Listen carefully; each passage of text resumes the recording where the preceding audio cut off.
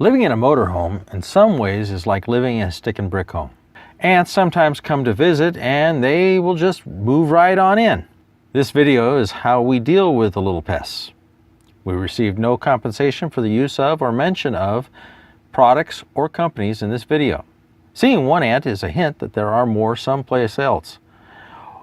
One is usually followed by 2, then 30, and then they just start taking over. Living in a motorhome gives us options that most homes don't have. We can just move the coach, even just for a few hours, and move it right back. And they're confused. They don't come back for a little while. Or we can take a trip somewhere and the ants just give up. But there is a cheaper way. That is to put out some bait and let it kill the little pests. This does work, and the baits that we have found that work the best are the ones that have borax or boric acid as the active ingredient. Terro is one of these. And the little trays that they have available work well when you just put them next to an ant trail. The problem is that most ant trails are not always where you have a space to set out a tray. You see, as this has a liquid in it, it has to go on a flat surface. If it's tilted, the liquid just spills out.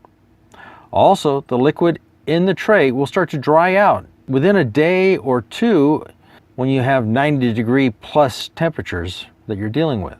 Now, Terro also has available the liquid in a bottle that you can just put out as little or as much as is needed. We've found that this gives us more options, including putting it close to trails that are on walls. Now, Sherry calls these devices an anti-sconce. In other words, it's a sconce to hold the ant bait. I've made these with some aluminum foil and I form it around a bottle cap or a small cup. I just fold it up around the cap or the cup and then pull out the form, leaving the shape in the foil.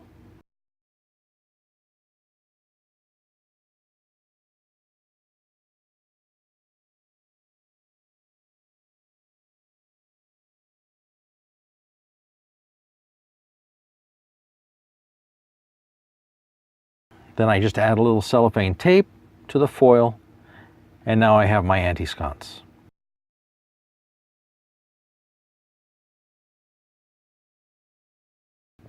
With the anti-sconce made, I find a spot near the ant trail and tape it to the wall.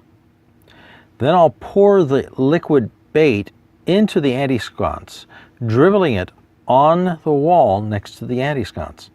This gives the ants a trail to follow to the rest of the bait.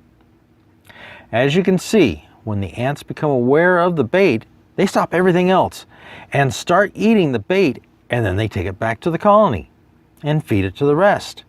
Not only that, they communicate that they have found a wonderful new food source and bring more ants to the bait.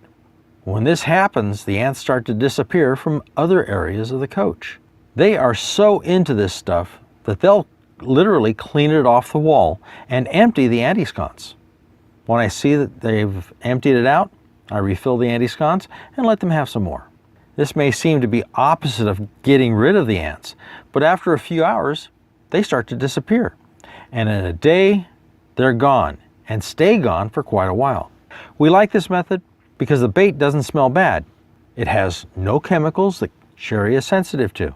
The cats can't get into the bait, and it works to keep the ants out of other areas of the coach while it's working. Thanks for watching our video. If you like what you see, press the like button below and subscribe. And also check out our other videos.